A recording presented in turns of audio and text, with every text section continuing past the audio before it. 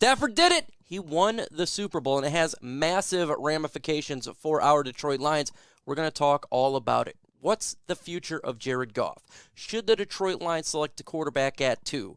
What needs to be going forward as a franchise? The ramifications of having the 32nd pick. We're getting into it.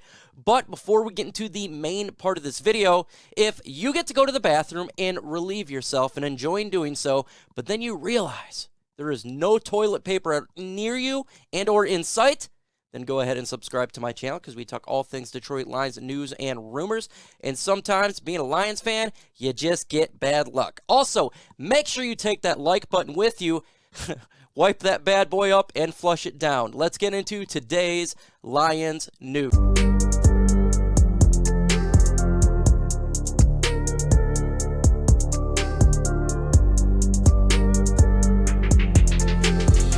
Stafford has won the Super Bowl, and a lot of people are going nuts on Twitter. A lot of people are happy. A lot of people are mad. It is mixed. The fan base is split right now, and I totally get it. Stafford, he was here with the Lions for 12 seasons, couldn't get it done. One season traded away, goes to the Rams and win a Super Bowl. I'm going to say this like I always say this. The Detroit Lions would not have won a Super Bowl if Stafford would have stayed with the Lions, so I believe the trade was justified.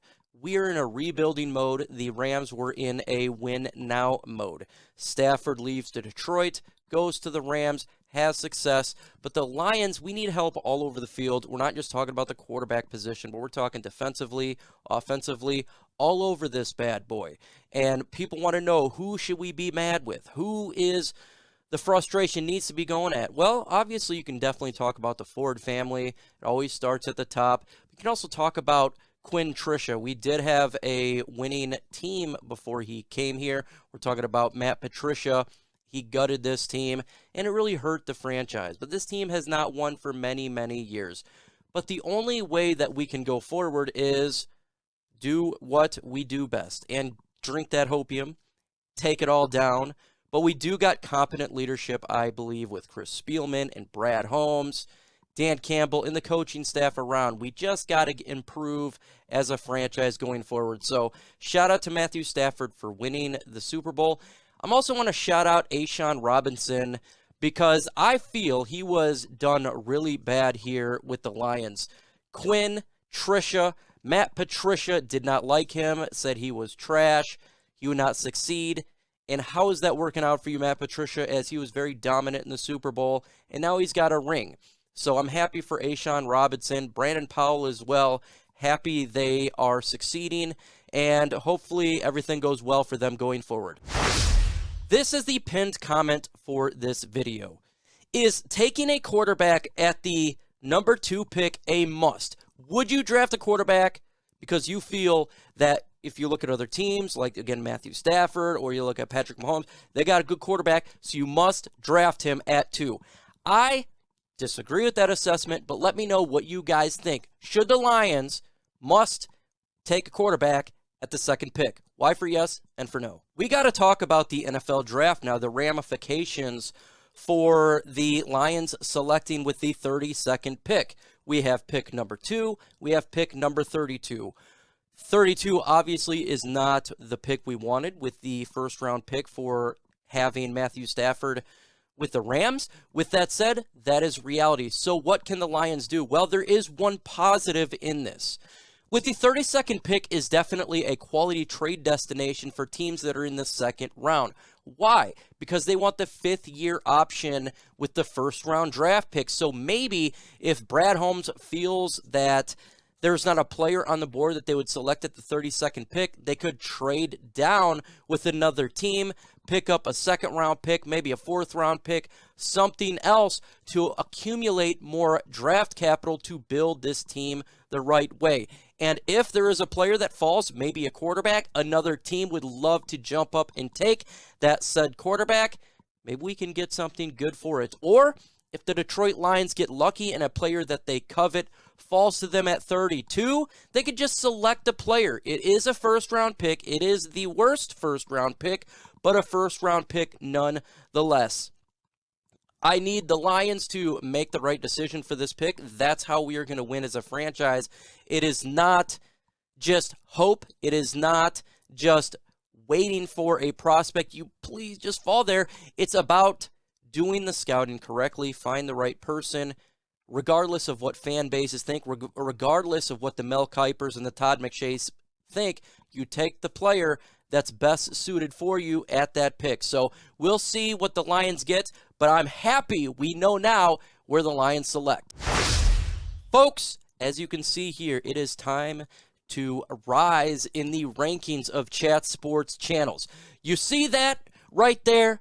The Detroit Lions right now on their channel. We're close, though. We can jump the Dolphins. We can jump the Seahawks. We can jump the Eagles and the Kansas City Chiefs. But with your help, it can get done. Let's jump into at least 5th place in the rankings of Chat Sports channels. They got many channels. We're talking about the NFL, talking about NBA, all sorts. It is time to show that the one pride is real. Subscribe if you haven't done so. Let's take this channel to Chat Sports next level. I read an article on Pride of Detroit today, and it stated that the Detroit Lions need to take a quarterback with the 2nd pick in the draft. Now, I'm going to do a disagreement with this point of view. I don't believe you have to at all. I am the belief that you take the best player available regardless of position. You don't want to overdraft a player and hurt the team. If the quarterback is the best player available, I have no problem with a team selecting the quarterback. If you feel that there is a quarterback that is a franchise guy, that he can take a team and elevate it, I'm fine with it. I'm fine with that philosophy. But I am not fine with, I have to take a quarterback, so I'm just going to take it. That's how you end with bad selections. And we've seen it throughout the years. Many teams just not getting the picks right, overdrafting quarterbacks, and it ultimately fails for their team. If the quarterback is not the best player available, don't do it. If it is Aiden Hutchinson, take Aiden Hutchinson. If it's Kayvon Thibodeau, Kyle Hamilton, whoever, you take that player, don't overdraft it.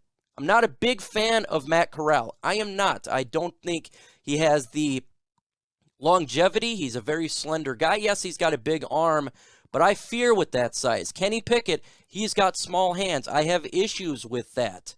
Malik Willis, I love his dynamics. I love his ceiling. I think this guy can be a game changer. Is he right for the Lions? Is he ready right then and there? That's a question that must be asked. Sam Howell, is he the guy? Is he worth the 2nd pick in the draft? These are the questions that Brad Holmes, Dan Campbell must put in there. But don't just take a quarterback to take a quarterback. That's not the smart way to go. You stick to your board and you go with it. What is the future of Jared Goff? I read an article today.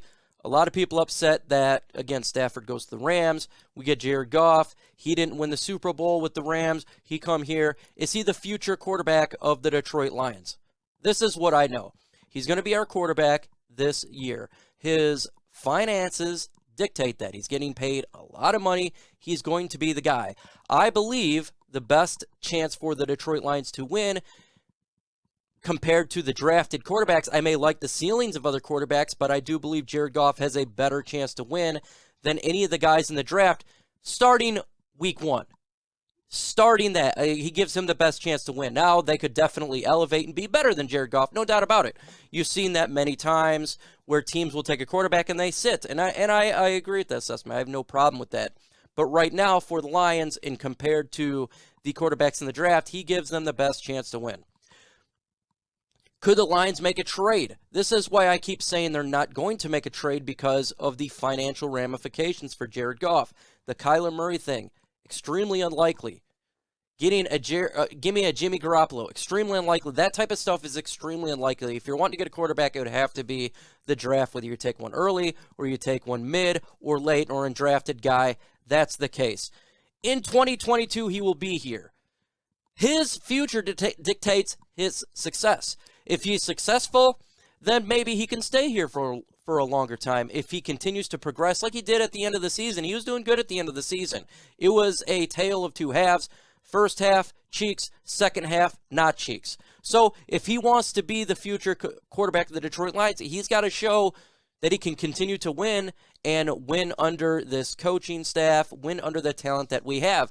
And we're going to surround him with talent. He's going to have more talent this upcoming season than he did next year. So just a wait-and-see approach. Personally, is he the future? Is he the long-term solution at the quarterback position? I have my doubts. I think the future is not in the NFL right now.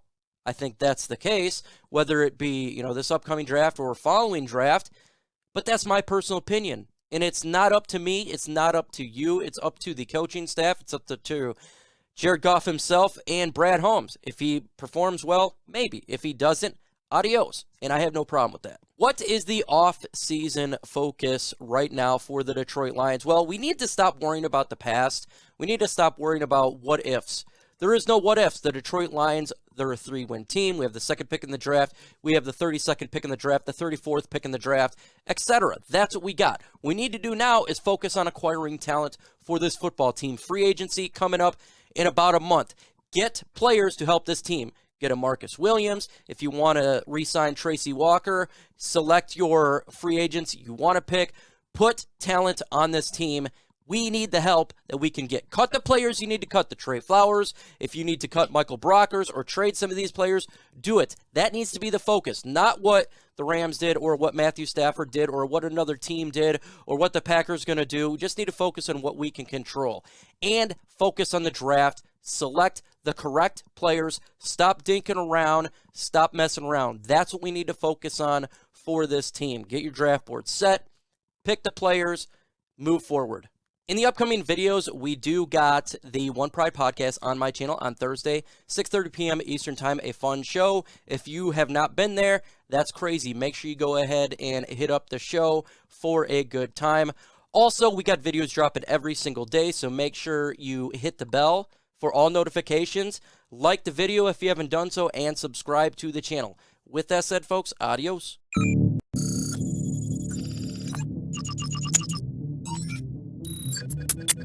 Thank you.